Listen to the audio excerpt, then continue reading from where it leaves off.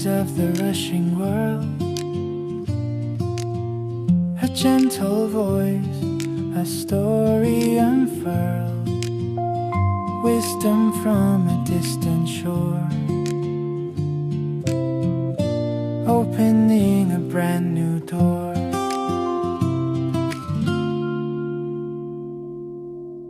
The air outside your window might have softened with the promise of spring, or perhaps it feels unusually biting tonight, a reminder of the lingering winter. Wherever you are, whatever the hour, whether you are unwinding in the quiet sanctuary of your bedroom after a grueling day, or stealing a moment of stillness on a crowded morning bus, I want to start by saying you've done well. Even if there were no grand achievements to speak of, the simple act of navigating through another 24 hours is a feat worthy of applause. Tonight, the sentences I wish to share with you carry a weight that is both heavy and strangely light. Usually, when we speak of being unwell, we envision broken bones or high fevers, visible marks of a struggle. But there is a persistent, damp chill that can seep into the soul, a shadow that refuses to lift. It is called dysthymia, a persistent depressive disorder. For over a decade, Baek Se-hee lived within this shadow. To the world, she was a successful professional in the publishing industry.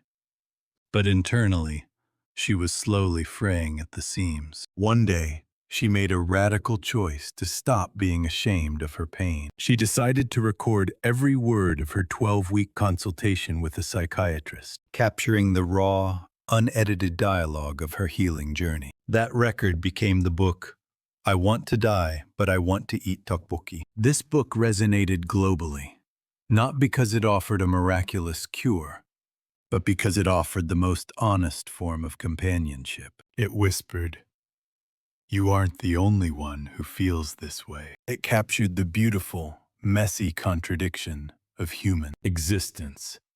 How we can feel a soul-crushing despair and yet, in the next moment, feel the sudden, sharp craving for a plate of spicy tteokbokki. It is a testament to the humble but profound instinct to survive. As I read these pages to you, imagine me sitting beside you, turning the leaves of the book with a quiet care. Sometimes, listening to someone else's pain is the fastest way to recognize and soothe our own. The first story. The hollow hole and the spicy comfort. Sitting across from the psychiatrist for the first time, the author whispered a sentence many of us have felt, but rarely dared to say, "I'm just a bit depressed." It wasn't an acute, explosive agony, but rather a low-humming dissatisfaction, a state of neither being truly miserable nor truly happy that had stretched on for years. She confessed, "Doctor, I probably look perfectly fine. I laugh at jokes. I hang out with friends. I perform my duties. But when I am alone, I sink. It feels as if there is a massive hole in my heart, and a cold wind never stops blowing through it. This is the invisible burden of the functional. Depressive, the fear that speaking out will make you seem dramatic or oversensitive, because your life looks stable on paper. During the first week, she asked a question that strikes at the core of our modern anxiety. Why do I care so much about what others think? A stray comment from a colleague could ruin her sleep for a week. The thought of one person disliking her was unbearable. The doctor's response was simple, yet difficult. You don't need to be loved by everyone. But for Baek Se-hee, and for many of us, that intellectual truth doesn't reach the heart easily. She admitted to a deep-seated self-loathing. Looking in the mirror, she saw only flaws listening to her own voice. She heard only foolishness. She described a typical evening. She would go out, have a seemingly wonderful time with a friend, and then, the moment she stepped through her front door, the tears would start. She would obsess over every word she spoke. Did I sound arrogant? Did I offend them? She felt as though everyone else was moving forward in a straight line, while she was stuck in place, slowly eroding from the inside out. And yet, in the midst of this mental hell, she would feel hungry. She would want that specific, spicy, chewy sensation of tteokbokki. She felt like a hypocrite for wanting to die while also wanting to eat. As I reflect on her words, I realize how much we lack the grace we so freely give to others. We are our own most merciless judges. We hold ourselves to impossible standards of consistency. But as the doctor pointed out in the third week, humans are built on ambivalence. We are capable of wanting to disappear and wanting to eat at the exact same time. Being depressed doesn't mean your life is ended. It just means the weather in your soul is currently overcast. Just as a rainy day doesn't mean the world is ending, a dark mood is simply a segment of time passing through you. We must learn to let the clouds drift without believing they are the sky itself. Unlike an AI that processes emotions as binary data points, we feel the texture of these contradictions, the heat of the sauce against the coldness of the heart. That is what makes us human. The second story. The mirror and the search for validation. As the consultations moved into the middle weeks, the conversation shifted toward the fragile architecture of self-esteem. Why do I need someone else's confirmation to feel safe? She asked. The author realized that her sense of worth wasn't a pillar built inside herself. It was a trophy held in the hands of others. If someone praised her, she existed.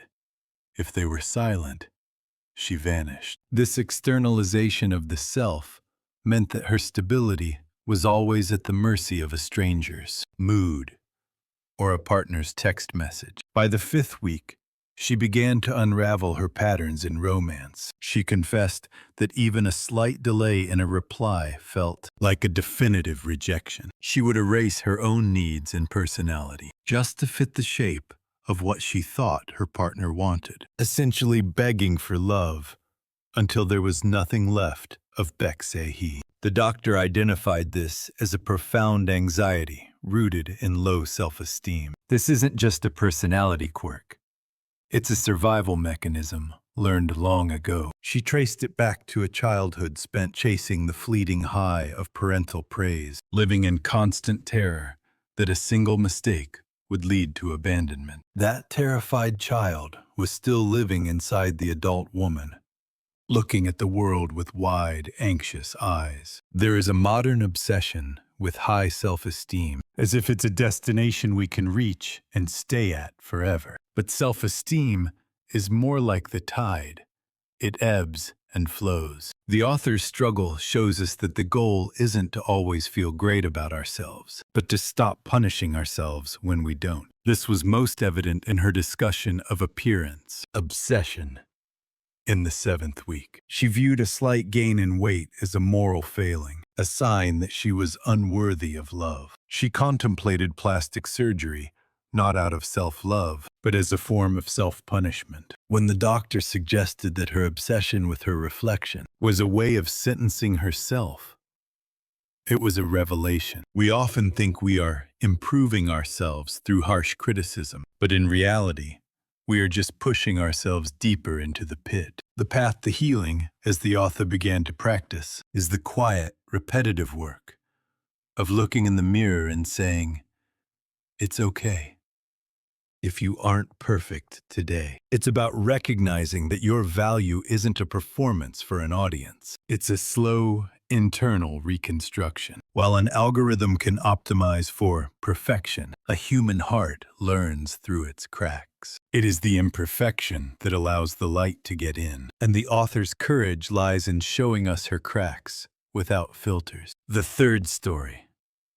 The art of enduring and the grace of coexistence. Towards the final weeks of the consultation, from the 9th to the 12th, there was no grand cure, no cinematic moment where the depression vanished forever. Instead, there was something much more realistic and profound: the art of coexistence. The author realized, I may never be perfectly well. The shadows will return, but I will no longer let them swallow me whole. She began to treat her depression like a recurring guest, unwelcome, perhaps, but a guest nonetheless. When it arrived, she would simply say, "Ah, my old friend is here again," and pull up a chair. In the 10th week, she recorded a day where she simply couldn't do anything. In the past, she would have loathed herself for wasting a day, but this time, she just lay there. She looked at the ceiling and acknowledged her exhaustion. And in the evening, she ordered tteokbokki. In that moment, the spicy flavor on her tongue felt like a tether to the world. It was a realization that surviving is an active, brave choice. I am glad to be alive to taste this, she thought. There is no shame in finding a reason to live in a bowl of street food. In their final session, the doctor asked how she wanted to live from now on. Her answer was simple. I want to listen to my own heart, to say, I'm sad when she is sad, and to feel joy without the immediate fear of when it will end. She accepted that she might always be a little strange to the outside world, but as long as she understood herself, that was enough. She concluded that her book wasn't a record of healing, but a record of enduring. We are all enduring something. The beauty of this narrative is that it strips away the pressure to be fixed. We live in a world that demands constant growth and relentless positivity. But sometimes, the most heroic thing you can do is just stay. My own reflection on this is that we don't seek tteokbokki just for the calories.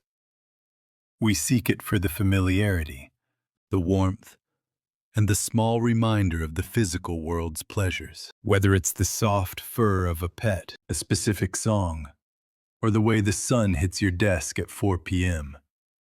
These are the tteokbokki of our lives. They are the small anchors that keep us from drifting away. While an AI can simulate empathy, it cannot know the visceral relief of a deep breath after a long cry. Only we can feel the weight of that release. The 12-week journey concludes not with a happily ever after, but with a woman walking out of a clinic door, still a bit uncertain, still a bit fragile, but no longer her own enemy. Baek Se-hee's final words.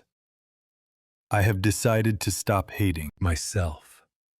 Carry more power than any motivational speech. It is a quiet revolution of the soul. It reminds us that we don't have to be recovered to be worthy of respect. We are allowed to be works in progress. I hope that tonight, or today, as you listen to these fragments of another person's heart, you felt a little less alone. This book belongs to all of us.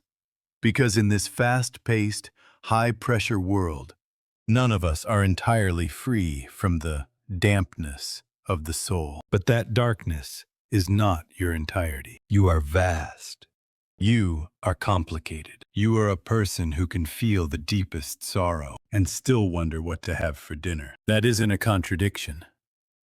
It's a miracle. As we close our conversation, I want you to look for your own tteokbokki today. It doesn't have to be grand. It just has to be yours. Maybe it's the scent of freshly brewed coffee, the cool touch of your bed sheets, or the silence of the night. These small things are the scaffolding of a life. You are doing a magnificent job simply by being here, by listening, and by continuing to breathe. I will return soon with another book, another map of the human heart. Until then, please be kind to yourself. Eat well, rest deeply, and remember that you are allowed to be exactly who you are.